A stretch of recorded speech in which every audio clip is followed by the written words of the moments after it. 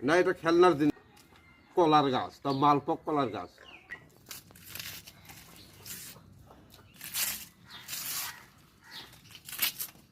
তো করবেন ভাই, আমি এতটুকু খাবো, এতটুকু খাবো। এই যে দেখেন,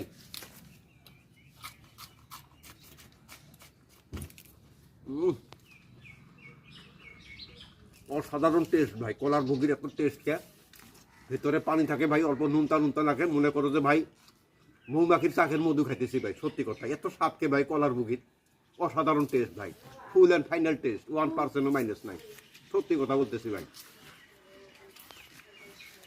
এর মজাই আলাদা। আর একটু খাই নাকি?